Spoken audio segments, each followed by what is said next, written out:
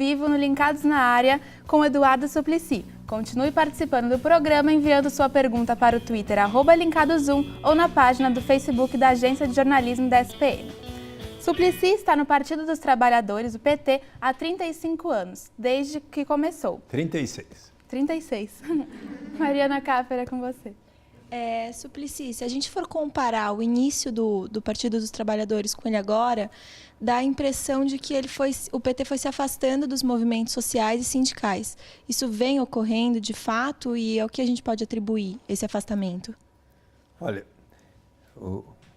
eu acho que é possível que algumas pessoas no PT, alguns tipos de governos tenham se afastado, mas eu tenho a convicção de que a grande maioria dos membros do Partido dos Trabalhadores continuam a batalhar por todos aqueles ideais que, por exemplo, eu era deputado estadual em 1979, eleito pelo MDB. O presidente general Geisel extinguiu a Arena e MDB. Aquelas pessoas que estavam formando o PT, líderes sindicais e intelectuais, convidaram a mim e 5 outros deputados estaduais à época para sermos cofundadores do Partido dos Trabalhadores em 10 de janeiro de 1980.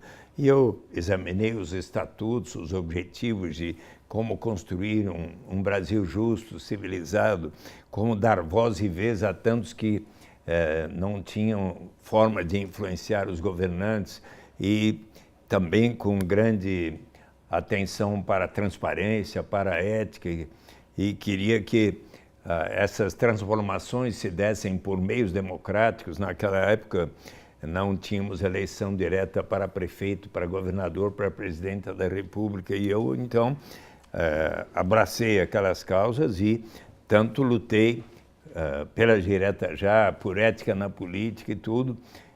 Às vezes, numa grande organização, 1.700.000 filiados ou mais, se algumas pessoas cometem erros, acho que é importante nós procurarmos tomar medidas para prevenir, corrigir os erros, e ali onde estivermos, eu, por exemplo, fui honrado pelo prefeito Fernando Haddad, que eu considero uma pessoa muito séria, correta e com o melhor propósito para melhorar a cidade de São Paulo. Então, aceitei de ser o secretário de Direitos Humanos e Cidadania, eu fui por 13 meses e ali procurei com que todas as coisas andassem muito bem, e uma das coisas que mais fiz foi justamente estar presente em todos os lugares onde os movimentos sociais, seja os movimentos de moradia, a própria população em situação de rua, seja aqueles diversas vezes eu estive presente como secretário lá na Luz, na chamada Cracolândia, na última sexta-feira eu passei ali algumas horas para acompanhar aquelas pessoas que estão no programa de Braços Abertos, de redução gradual do consumo de crack e outras drogas, e que é um programa que fornece R$15 por dia, 13 refeições por dia, 1 quarto de hotel, aos 505, esse ano vai aumentar para mais 500, para que eles possam cumprir 30 horas semanais ou de trabalho e estudo. Então, por exemplo, um dos trabalhos é a varrição, outro é jardinagem, outro é os mais diversos. Então, eu estive lá para acompanhar o trabalho de varrição, até os ajudei para também dialogar com eles, e quase todas as pessoas com as quais conversei estão melhorando significativamente, passando a ter mais contatos com as suas famílias que tinham deixado de lado, e também estão estudando. Algumas pessoas estão completando ensino médio, ensino e algumas pessoas, outro dia um disse que iria fazer o vestibular. Então, eu acho que se trata de é muito importante que nós estejamos sempre junto aos movimentos sociais para tentar resolver e estarmos atentos. Isso, se algumas partes do PT não o fizeram adequadamente, e estar junto aos movimentos sociais, estar praticando que a participação social em cada subprefeitura, nos conselhos, seja dos programas de habitação, de direitos humanos, existe o conselho gestor também, que periodicamente se encontra com o prefeito, ampliando a influência da população nas decisões do prefeito. Não apenas, claro, é importante a participação de todos os vereadores, que são representantes eleitos pelo povo, mas os próprios vereadores, na medida que estiverem participando do orçamento participativo, por exemplo, da elaboração do orçamento junto com o povo, estarão fazendo algo muito melhor. Suplicy, acabou de chegar uma pergunta no nosso Twitter. O @PabloBella quer saber de que forma o golpe realizado pelo PMDB pode interferir nos seus projetos caso se concretize como vereador em São Paulo? Bem, eu quero dizer que, fosse eu senador hoje, eu votaria não ao impeachment da presidenta Dilma. Esta é também a minha recomendação aos 81 senadores e senadoras que lá estão. Na minha concepção, por tudo que eu conheço da presidenta Dilma, ela não cometeu qualquer ilicitude, não cometeu qualquer ato de enriquecimento pessoal de forma ilícita e também não cometeu crime de responsabilidade, conforme o próprio Ministério Público e a equipe técnica que analisou o mérito no Senado Federal, a equipe do Senado, também concluiu. Então, eu acredito que este golpe militar, este golpe não militar, golpe por forma política, tem sido bastante inadequado e é importante que nós ainda venhamos a acreditar que será possível e eu acho que será possível, especialmente porque nessa segunda quinzena de agosto vai haver o dia em que a própria presidenta Dilma deverá comparecer ao Senado Federal. Ela deverá publicar em breve uma carta aos brasileiros, mas depois ela vai poder conversar olho no olho com cada senador e dizer algumas coisas da convivência dela, presidente, com estes senadores e senadoras. Eu acho que, acredito que ela possa persuadir muitos, os suficientes para que mais de um terço dos senadores diga não ao impeachment. E agora vamos com Maria Clara Tanaka. Durante a reintegração de posse na região do Butantã de São Paulo, o senhor foi ao local e tentou evitar a violência da polícia em cima de cerca de 350 famílias, com muitas crianças e mulheres. Após deitar-se no chão para impedir o avanço da violência, foi carregado pelos policiais e levado ao distrito. Como o senhor se sentiu sendo carregado e preso? E o que ficou de concreto depois dessa ação? Olha, na véspera, logo após a convenção do Partido dos Trabalhadores, que havia homologado a candidatura do prefeito Fernando Haddad para uma próxima gestão, e também o nome de 35 candidatos a vereador, dos quais 11 mulheres, inclusive o meu nome, eu presenciei, estava ao lado, quando um grupo de moradores, movimento de moradia, chegou perto do prefeito e pediu, com algumas razões, para que fosse adiada e não fosse realizada a reintegração de posse antes de melhor solução o prefeito chegou a dizer ao seu auxiliar: peça ao subprefeito para suspender a reintegração. Por volta das 8 horas da manhã, aquelas pessoas que estavam ali conversando me ligaram e disseram: olha, há aqui um grande contingente policial e máquinas escavadeiras que vão aí destruir os barracos e tudo.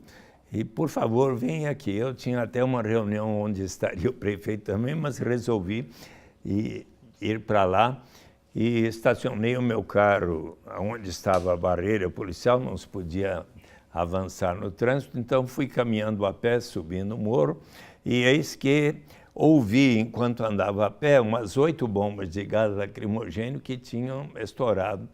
Pouco depois chegou o secretário de coordenação de subprefeituras, Luiz Antônio de Medeiros, que comigo fomos até lá em cima no morro, onde eu tinha escutado aquelas bombas, e fui com ele descendo assim em vielas com casas muito simples naquele morro, e encontrei, por exemplo, uma senhora negra carregando um colchão, mãe de 3 crianças, e que disse: olha, eu estava em casa, mas jogaram uma bomba de gás lacrimogêneo, minha pressão alta foi lá para cima, me senti mal, eu estou tirando as coisas da minha casa. E então, vendo situações como aquela, daí eu voltei para o local onde estavam o capitão, havia 3 capitões da PM lá e também a oficial de justiça, e daí chegou o secretário de Negócios Jurídicos, de Assuntos Jurídicos, o Barreirinhas, que explicou a mim, ao Medeiros, e olha, acontece que a prefeitura vai ter que fazer a reintegração de posse, porque ali há uma área de risco alto, R4, e então, se não for feita a reintegração, a prefeitura poderá ser acionada por improbidade administrativa. Daí a oficial de justiça e o capitão então determinaram, então, seja feita a reintegração. E aí um grupo de 12 PMs começou com escudos a subir assim a ladeira, e com cacetetes e armas na cintura, e eis que umas 80 pessoas, inclusive muitas mulheres, começaram a empurrar os escudos. E a hora que eu vi aquilo, eu falei: olha, pensei comigo, vai ter um conflito, pessoas vão ser feridas aqui. E eu disse para o Medeiros, que estava atrás de mim: olha, eu vou me deitar no chão para ver o que acontece. E de fato me deitei, e diversas mulheres deitaram-se ao meu lado, e parou aquele empurra-empurra, e daí veio a oficial de justiça, o capitão, e eu disse: olha, ela falou: por favor, se levante. Eu falei: eu não vou me levantar. Se quiser, me leve. Eu não vou criar resistência. Podem me levar, mas... E daí conversei. Eu queria falar com o juiz, disse a oficial da justiça, porque o juiz está muito intransigente, não quer adiar. Então, quero falar, me dê o telefone dele, eu falo no seu ou no meu, não posso dar o número. Então, eu lembrei das ações de pessoas daquelas que eu tanto estimo na história da humanidade. Você sabe que o grande escritor Leon Tolstói, autor de Guerra e Paz, lá por volta de 1908, enviou uma carta aos indianos propondo que lutassem por sua independência sem violência. E essa carta chegou às mãos de um jovem advogado na África do Sul, Mahatma Gandhi, que inclusive se correspondeu com Leon Tolstói, que veio logo falecer, mas ele então foi para a Índia e iniciou uma série de ações, inclusive de desobediência civil, até greve de fome, mas sempre caracterizados pela não violência, até que em 1947 conquistou a independência da Índia. Após a Segunda Grande Guerra Mundial, aflorou nos Estados Unidos a extraordinária consciência dos negros sobre a falta de igualdade de direitos e, inclusive, de votação, pois aos negros era negado frequentar os mesmos banheiros, bancos de ônibus, restaurantes, hotéis, motéis e tantos outros lugares que aos brancos. Então, se organizaram os Black Panthers, surgiram lideranças como Malcolm X e, de repente, no início dos anos 60, começaram a queimar os quarteirões de Detroit, de Chicago, de Los Angeles, São Francisco, e eis que surgiu um jovem pastor luterano no sul dos Estados Unidos que resolveu ir até a Índia para ver como é que Mahatma Gandhi, pela não violência, tinha tentado conquistar a independência e conseguiu. Então ele voltou para os Estados Unidos e iniciou uma campanha pelos direitos civis com pregações nas igrejas, nas universidades, escolas e com marchas como as que são mostradas no belo filme Selma, acho que muitos aqui assistiram, Martin Luther King Jr., e também a peça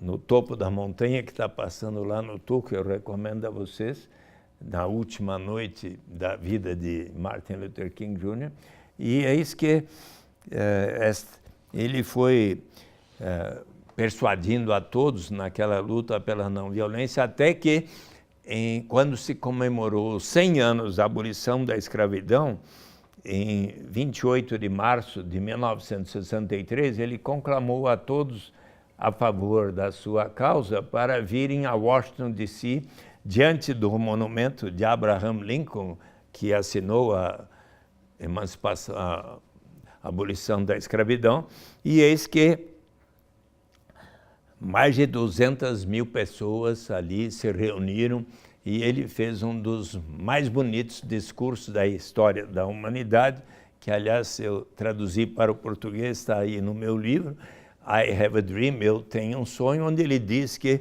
não podemos mais aceitar as recomendações dos que pedem para a gente tomar o chá do gradualismo e dizendo que as coisas vão se modificar com o tempo, porque se não houver essas mudanças rapidamente, a América vai viver um novo verão abrasador, mas também não vamos ser culpados de ações erradas. Vamos sempre confrontar a força física com a força da alma. Eu estou falando em Mahatma Gandhi, em Martin Luther King Jr. e nas lições de Jesus também, porque naquele momento eu falei, eu não vou resistir.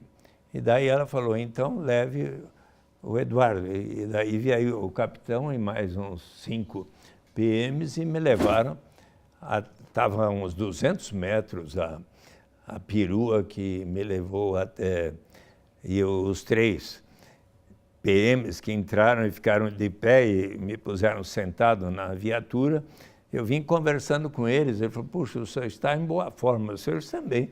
E ainda hoje de manhã eu fiz a minha aula de ginástica, eu faço 2 vezes por semana para manter a forma, e eu também lutei boxe dos 15 aos 21 anos, se necessário eu sei me defender mais, mas eu sou um adepto da não violência, então me levaram ao distrito policial e lá me o delegado de plantão e o delegado titular me trataram com muita civilidade e respeito, e eu contei essas coisas para eles, eles compreenderam, anotaram tudo também, anotaram os depoimentos dos policiais militares e da oficial de justiça, e até me disseram que talvez um juiz me chame, mas acho que desistiram, porque se um advogado falou, quem sabe um juiz vai lhe chamar para fazer algum serviço comunitário. Eu falei, vou fazer com prazer. Então, mas não me chamaram ainda, não. Suplicy, acabamos de receber mais uma pergunta no nosso Twitter, @linkadosum. Continue também comentando no Facebook, Linkados na Área. A @SBFração quer saber, Pensando em toda a sua trajetória política, existe alguma coisa que o senhor tenha se arrependido ou mudaria algo? Olha, tem um exemplo que eu preferia não ter acontecido. Certo dia eu estava lá no Senado e eis que, preciso me lembrar, a mulher tão famosa do Pânico, hein? A Sabrina Sato, né? Estava ali ao sair, quando eu saí do plenário, era 6 e tanto da tarde, eu saí assim da porta do plenário e ela me falou: senador Suplicy, por favor, responda aqui uma pergunta. Eu falei: olha, eu estou super apurado, eu preciso pegar o avião, daqui a pouco tem que estar no aeroporto. Não, mas só uma pergunta. Tá bom, qual é a pergunta? Senador, se você tem algum grande objetivo na sua vida? Eu respondi: eu tenho sim, eu quero muito instituir no Brasil a renda básica de cidadania. Ah, então você é o meu herói. Eu falei: que bom, obrigado. Ele falou: então quero lhe dar um presente. Pois não, pega aqui da bolsa. Olha, eu queria lhe dar um calção de super-homem. Eu falei: muito obrigado. Não, mas eu queria que você vestisse. Olha, Sabrina, a última vez que uma pessoa, um parlamentar, usou um traje de baixo, ele foi cassado. Mas você está de terno, não vai ter problema algum. Deixa eu lhe ajudar. E tinha umas 20, 30 pessoas assistindo a cena. E eu até perguntei: vocês acham que isso vai significar a quebra do meu decoro parlamentar? Não, não, pode. E eis que então eu permiti que ela vestisse aquele calção vermelho, e isso era para o programa Pânico, né? E eis que no dia seguinte estava na primeira página dos jornais: olha, o senador com o calção. E então eu preferiria não ter atendido aquele apelo para vestir o calção vermelho do super-homem, porque volta e meia usam isso para me criticar, então, mas foi isso que aconteceu. Você acha que eu quebrei o decoro parlamentar? Não, acho que não tem problema. Agora vamos para a pergunta da Carolina Brandileone, então. Bom, Suplicy, a gente pode dizer que o senhor é um fenômeno da internet, né? Criou muitos memes seus, até GIFs, e recentemente foi postada na sua página do Facebook uma lista com as praças com Wi-Fi grátis em São Paulo, dando dica para os jogadores de Pokémon GO, que virou uma febre, né, nesses últimos tempos. E olha que eu não sei fazer o joguinho do Pokémon, mas a gente te ensina depois. Mas me recomendaram. Mas o meu neto de 6 anos sabe tudo. Então eu fiquei impressionado que ele vai buscar o Pokémon ali, fica jogando. Eu fico impressionado como é que eles mexem no celular em busca do Pokémon. Já nasce sabendo, né? Já nascem sabendo. O filho do João, o Felipe. E, bom, essa aproximação com os jovens sempre foi algo que o senhor almejou ou aconteceu naturalmente? Olha, eu sempre tive um contato muito frequente com os jovens, porque era depois de eu ter me formado em 1964, foi o ano que eu casei, e daí trabalhei 1 ano e pouco com meu pai, Paulo Suplicy, no escritório Suplicy, mas daí surgiu um concurso para ser professor na Escola de Administração de Empresas de São Paulo, da FGV, Fundação Getúlio Vargas, onde eu havia estudado, de economia. Então eu conversei com meu pai: olha, pai, eu tenho muita vontade de fazer esse concurso, porque se eu passar, eu vou poder realizar, fazer o mestrado, o doutoramento em economia, e daí vou aprender coisas tais como a renda básica de cidadania.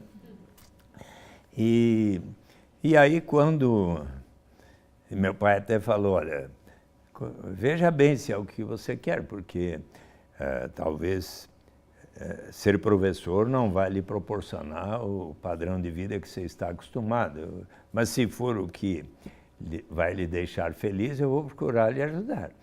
E eu passei, e então desde 1966 até dezembro de 2012, eu por 46 anos fui professor na FGV, e desde então, no ano passado, fui convidado de um curso na USP Leste, e eu tenho sido convidado assim a cada dia, quase todos os dias eu faço uma palestra.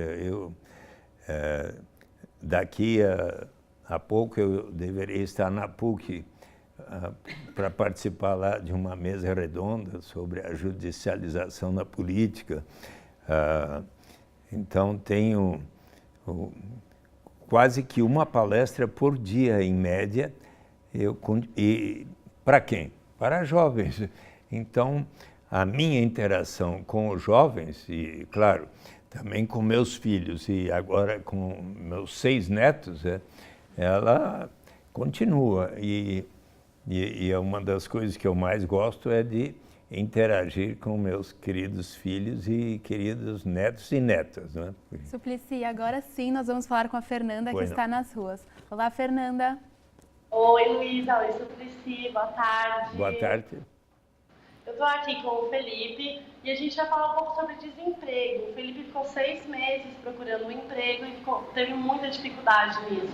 Felipe, conta um pouco pra gente, como foi isso? Bom, a dificuldade que eu tive foi mais em relação a transporte também, que não é nada fácil pegar um ônibus lotado, metrô lotado, trânsito.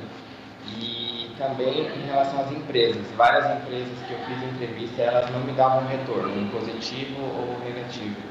E agora o Felipe está aqui, empregado na SPM, e a gente queria saber como está sendo, se está gostando. Bom, eu estou na minha 2ª semana e estou amando. O pessoal é totalmente atencioso comigo. E estou amando. É isso. A gente queria fazer uma pergunta para o Suplicy. Na metade do primeiro semestre de 2016, a taxa de desemprego foi 15,9%.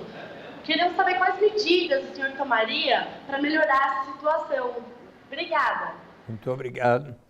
Então, eu considero...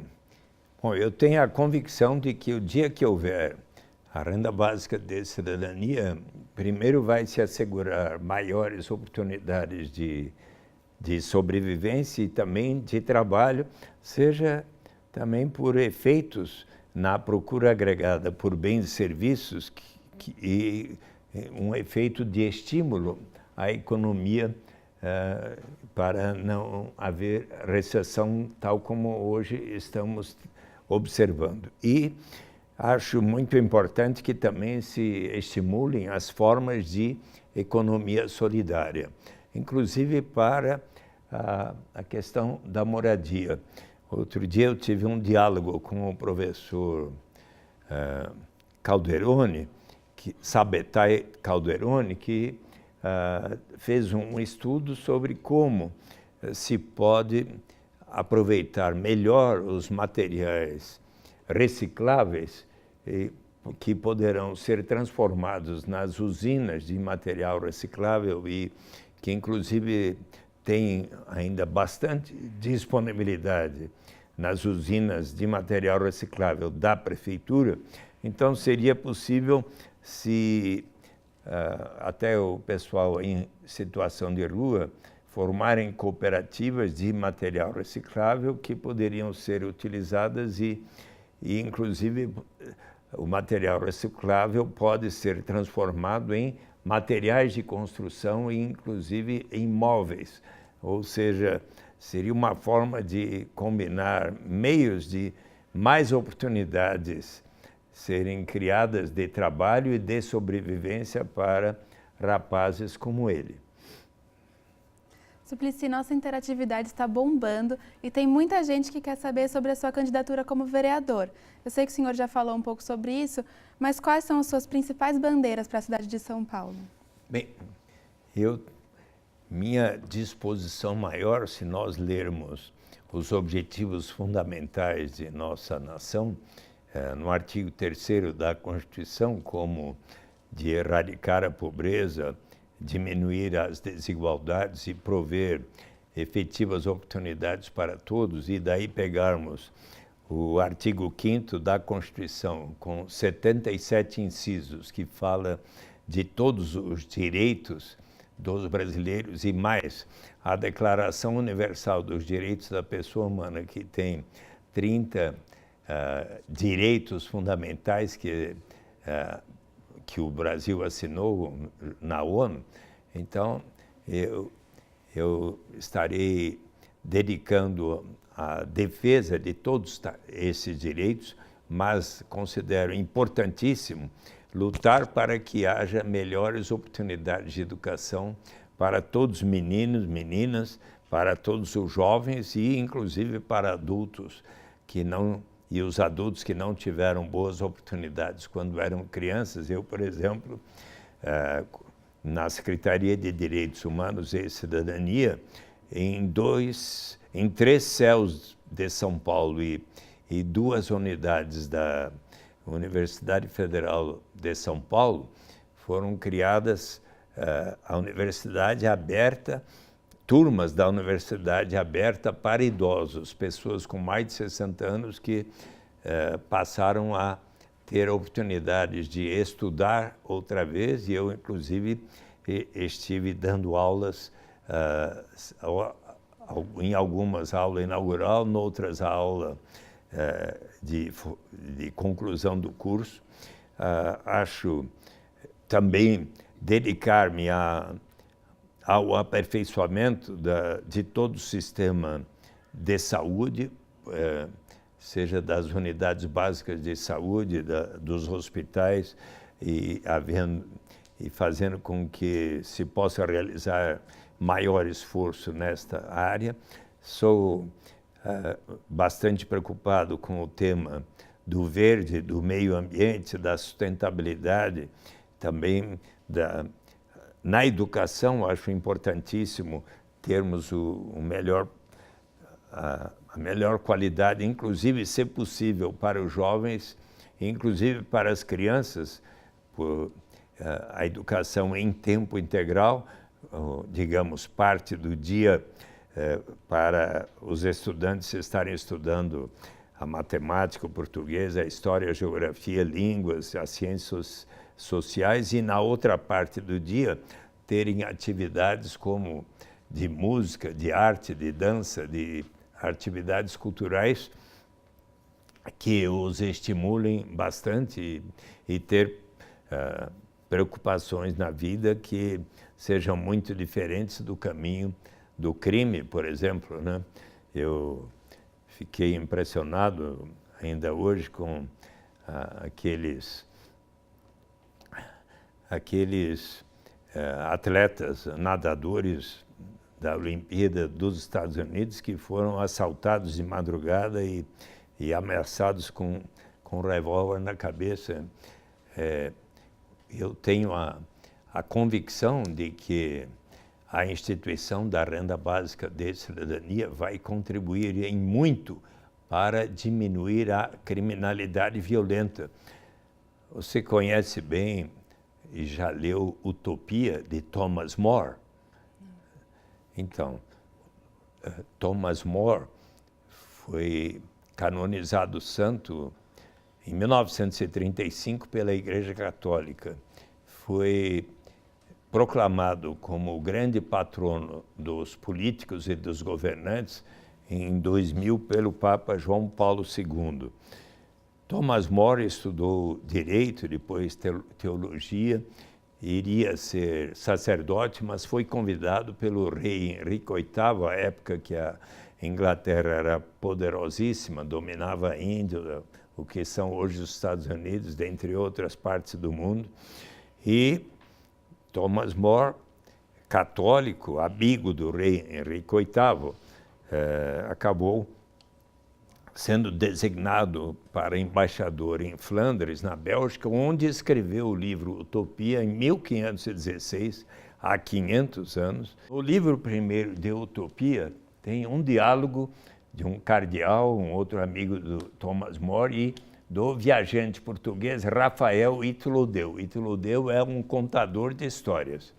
Então, eles estão discutindo sobre a pena de morte que, uma vez instituída na Inglaterra naquela época, não havia diminuído a criminalidade violenta, os assaltos, os roubos, os assassinatos, como esse do Rio de Janeiro que me veio à cabeça. E eis que Rafael Itlodeu diz: muito mais eficaz do que infligir estes castigos horríveis, aqui não tem outra alternativa senão, de primeiro, tornar-se um ladrão para daí ser transformado em cadáver, é você assegurar a sobrevivência das pessoas. Com base nesta reflexão, um amigo de Thomas More, Juan Luiz Vives, escreveu para o prefeito da cidade flamenga de Bruges um tratado de subvenção aos pobres, onde, pela primeira vez, propõe a garantia de sobrevivência para os habitantes de Bruges. Você sabe, bom, quando a gente se torna amigo de pessoas, a gente gosta de dizer o que de bom aconteceu. Posso contar uma coisa que muito boa me aconteceu? Pode rapidamente, depois a gente vai chamar o João para cantar com a gente. No dia 2 de fevereiro último, eu fui convidado pela Universidade Católica de Louvain, na Bélgica, uma das melhores universidades do mundo, para participar dos 500 anos, da comemoração dos 500 anos da publicação de Utopia. E nesse dia, uma linda cerimônia, outorgaram o prêmio, o doutor honoris causa, o título, para o Jimmy Wales, fundador da Wikipedia, por ter tanto colaborado com a democratização da informação. Para Paola Vigano, arquiteta e urbanista italiana, por ter tanto colaborado por suas obras para o direito à cidade. E a mim, pelo fato de eu ter tanto batalhado persistentemente pela renda básica de cidadania, relacionando ao Thomas More, que foi um dos que colocou os fundamentos da renda básica, conforme vocês vão poder ver no meu livro, tá bem? E agora vamos convidar o João para cantar mais uma música com a gente. Então, por que desta canção? Porque eu quero muito contribuir para que possamos ter um sentimento de solidariedade, de fraternidade, tanto no Brasil como em outros países do mundo, né? E como quando houve as guerras do Vietnã e do Iraque, os povos do mundo saíram às ruas para pedir para acabar com as guerras, cantaram essa linda canção do Bob Dylan, por isso que eu dela tanto gosto. E gosto de cantar com o João também. Tá?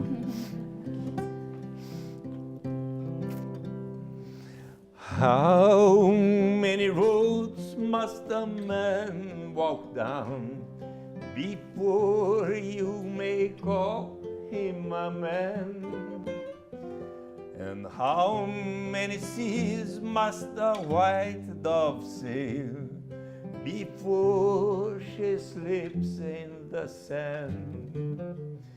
And how many times must the cannonballs fly before they are forever banned?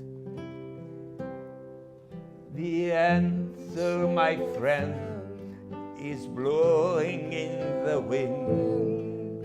The answer is blowing in the wind.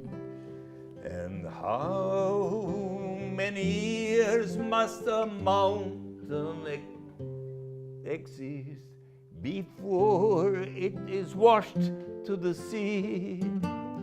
And how many years must some people exist, like the Brazilian people, before they are allowed to be free?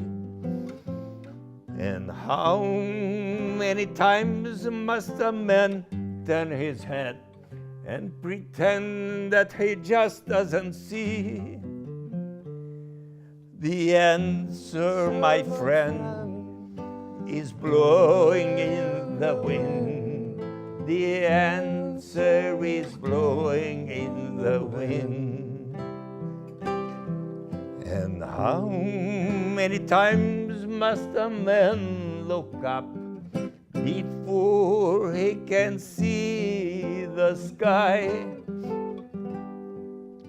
And how many years must a man have before he can hear people cry?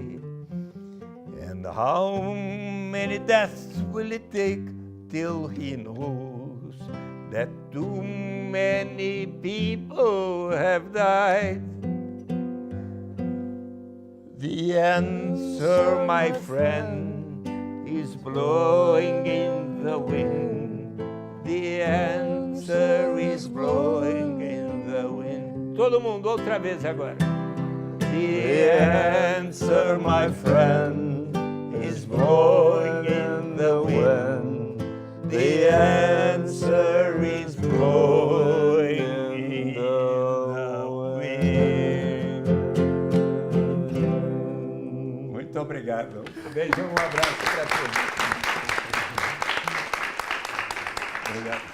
Termina aqui o Linkados na Área com o ícone Eduardo Suplicy. Muito obrigada pela presença, por ter obrigado a vocês. aceito o nosso convite. Estamos todos muito felizes, não é mesmo?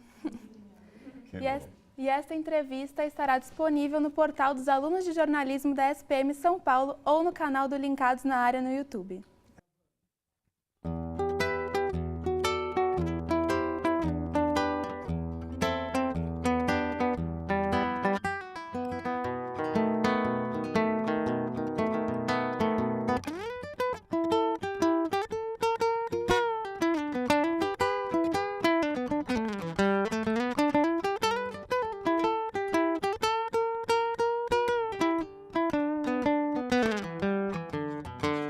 Desliga o telefone, rádio da cozinha, iPhone, celular, computador, motor, iPad, som, luz e televisão.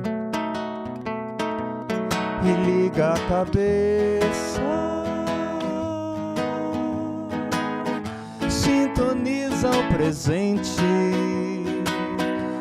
pra que aconteça simplesmente você.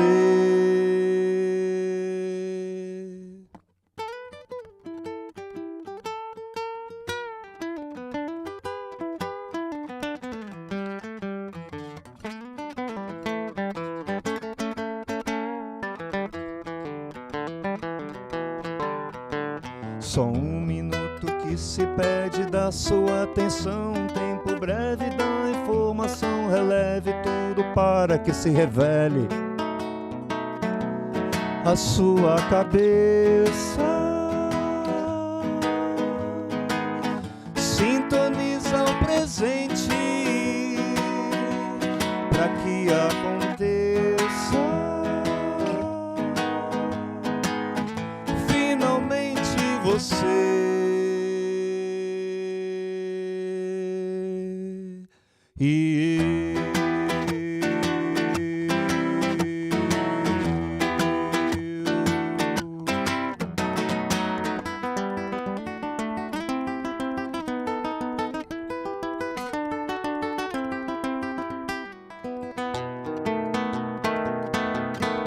Liga a cabeça, sintoniza o presente para que aconteça novamente você.